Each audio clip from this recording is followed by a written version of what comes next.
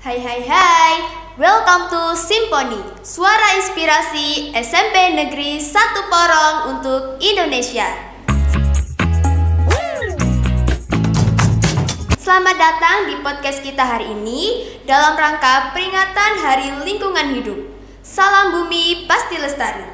Dengan saya, Elvina Putri Ramadhani, yang akan menemani kalian di episode hari ini. Sebelum itu, gimana nih kabarnya Sobat Simponi hari ini? Semoga sehat selalu ya. Nah Sobat Simponi, pernahkah kalian berhenti sejenak dan bertanya, apa kabar bumi hari ini di tengah hiruk pikuk kehidupan? Seringkali kita lupa bahwa lingkungan adalah rumah pertama kita. Untuk itu, mari kita bicara tentang tanggung jawab, kesadaran, dan harapan untuk lingkungan yang lebih baik bersama narasumber kita hari ini, yaitu Ibu Elo Izu Nadia. Selamat pagi Bu. Selamat pagi. Selamat datang di podcast Simponi. Terima kasih. Gimana nih kabarnya Bu Elo hari ini? Kelihatannya sih ceria banget ya teman-teman. Alhamdulillah hari ini penuh semangat sekali ya. Baik. Nah teman-teman, sebelum kita mulai ke pertanyaan nih, apa sih lingkungan hidup itu? Jadi, lingkungan hidup adalah semua hal di sekitar kita yang memengaruhi kehidupan, baik alami seperti udara dan juga tumbuhan, maupun buatan seperti bangunan dan jalan. Menjaga lingkungan berarti menjaga kelangsungan hidup manusia dan makhluk lain di bumi.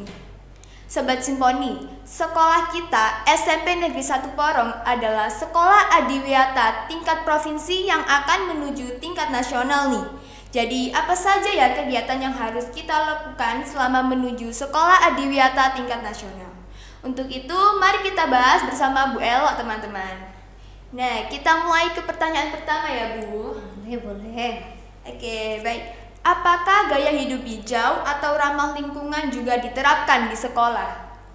Iya, terima kasih Elvina atas waktunya. Gaya hidup hijau atau ramah lingkungan memang sudah diterapkan di sekolah kita SMP Negeri 1 Porong. Kita semua harus bisa untuk menerapkan gaya hidup hijau itu di sekolah, dan yang pasti relevan. Kenapa? Karena itu dibutuhkan juga di lingkungan, tidak hanya di sekolah.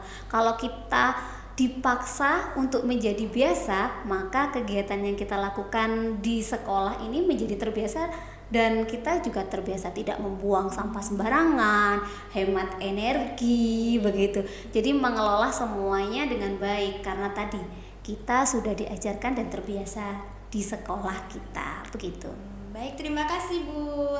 Selanjutnya nih, apa yang menjadi alasan sekolah kita termotivasi menjadi sekolah adiwiyata? Oke, sekolah adiwiyata. Tidak semua sekolah menjadi sekolah adiwiyata, tapi semua orang punya pilihan untuk memilih mau menuju sekolah adiwiyata atau tidak. Apa sih yang menjadi motivasi? Yang pertama adalah sikap dan peduli lingkungan. Kalau bukan kita yang sudah mulai perhatian dengan bumi kita, siapa lagi nih yang akan perhatian dengan bumi kita? Padahal kita adalah generasi yang punya banyak orang generasi selanjutnya. Kalau kita saya saja peduli terhadap lingkungan, kita tidak biasakan dengan sekolah adiwiyata, ya maka semuanya akan apatis.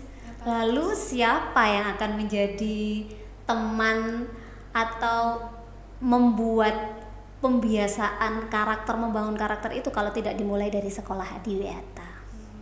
Kalau boleh tahu Bu, apa sih tantangan yang paling dirasakan sekolah saat awal memulai program adiwiyata ini? Oke. Semua pasti punya tantangan tersendiri. Bagi saya secara pribadi, tantangannya mungkin adalah memaksa untuk terbiasa.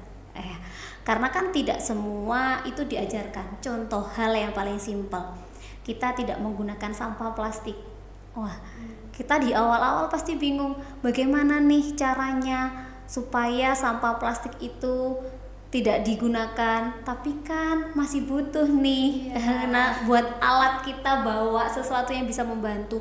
Ya, itu tantangan terbesar untuk membangun kesadaran para siswa, para pelajar-pelajar, generasi-generasi muda ini untuk peduli dan mengubah sesuatu yang sebenarnya bisa kok dirubah. Contoh paling simpel nih, bungkus styrofoam, ya itu kan masih sering kita gunakan, padahal kalau dilihat dari kesehatan itu juga tidak baik dan lain sebagainya gitu. Jadi mengubah sebuah kebiasaan menjadi kebiasaan baru itu tantangan terbesar bagi kami nih, sekolah yang baru akan mulai adiwiyata tingkat nasional begitu. Baik. Pertanyaan selanjutnya nih, apa kebiasaan kecil yang menurut Ibu terlihat sepele tapi sebenarnya dapat merusak lingkungan? Oke. Kalau kita berbicara tentang anak muda saat ini, contohnya siswa-siswi SMP Negeri 1 Porong yang rata-rata usianya sudah menginjak di remaja, kita itu kadang lupa bahwa tisu yang kita gunakan itu juga membutuhkan banyak energi dari, baik itu proses pembuatannya kan dari pohon dan lain sebagainya. Dan kadang-kadang kita kalau membuang tisu ya sudah, habis dari kamar mandi ditaruh di kloset dan lain sebagainya. Itu sih yang kebiasaan kecil yang sepele tapi membuat lingkungan kita tercemar gitu. Contoh lainnya plastik permen. Ya alhamdulillah sih sekolah kita sudah tidak ada ya penjualan plastik seperti itu, tapi kadang-kadang anak-anak masih menyimpan dalam sakunya. Nah, itu kecil sih, tapi kalau ketika ada penilaian adiwiyata bisa jadi besar karena kan terurainya tidak secepat tisu mungkin. Kalau tisu kan ada beberapa macam, ada tisu kering dan tisu basah. Kalau tisu basah itu kan penguraiannya makin lama. Hal-hal yang kecil seperti itu yang perlu anak-anak perhatikan, tapi kadang-kadang lupa nih atau tidak terbiasa begitu. Contoh lainnya ini penggunaan botol. Iya, botol. Coba kalau kita semua pakai tumbler, mungkin itu menjadi hal yang kecil tapi berdampak besar nih untuk kita semua gitu. Betul Bu, emang banyak sih orang-orang tuh mikirnya halah cuman satu sampah doang, padahal kalau semua orang berpikir seperti itu bisa numpuk banyak sampahnya itu. Betul banget. Nah teman-teman, justru hal sekecil apapun yang kalian sepelein selama ini tuh justru membawa dampak yang negatif, dapat perubahan yang banyak ya. Oke, pertanyaan selanjutnya nih Bu, menurut Ibu, apakah efektif jika menggunakan media sosial untuk mengajak orang peduli terhadap lingkungan? Oke, media sosial itu adalah salah satu media yang sangat berperan penting untuk saat ini. Kalau ditanya apakah media sosial dapat berpengaruh? Ya, media sosial dapat berpengaruh. Contoh paling simpel, apapun yang ingin kita cari, apapun yang informasi yang ingin kita dapat, selalu tujuan utama kita dalam media sosial. Contoh, mau ada tugas ini nih, ada nggak ya inspirasi lainnya? Pasti yang diketik pertama kali ya di media sosial. Bisa Instagram, bisa TikTok, bisa YouTube, dan hampir semua kalangan menggunakannya begitu. Jadi apakah efektif, apakah berpengaruh Bu? Ya, media sosial sangat berpengaruh dan kita bisa mengkampanyekan apa yang ingin kita ucapkan di media sosial, tapi tetap dengan konten yang positif, dengan bahasa yang positif, karena di media sosial itu tidak ada saringannya, jadi semua bisa kita ungkapkan begitu. Betul, kita juga bisa mulai dari hal kecil seperti membagikan info atau tips ramah lingkungan di akun pribadi kita. Yeah. Nah, selanjutnya, seandainya Ibu bisa membuat satu kampanye viral tentang lingkungan, apa isinya dan platform apa yang akan Ibu pilih? Oke. satu kampanye viral. Bu Elo pengen buat satu kampanye viral itu aksi kecil berdampak besar gitu. Mungkin itu salah satu impian. Jadi apa yang ingin saya angkat di sana adalah sebuah kebiasaan kecil yang akan berdampak besar terhadap lingkungan. Mungkin ini tadi kebiasaan-kebiasaan kecil yang kita anggap sepele itu ternyata bisa berpengaruh besar terhadap lingkungan. Lalu kalau ditanya apa nih platform yang ingin saya gunakan begitu ya. Kalau platform yang ingin saya gunakan saat ini mungkin yang lagi tren adalah TikTok.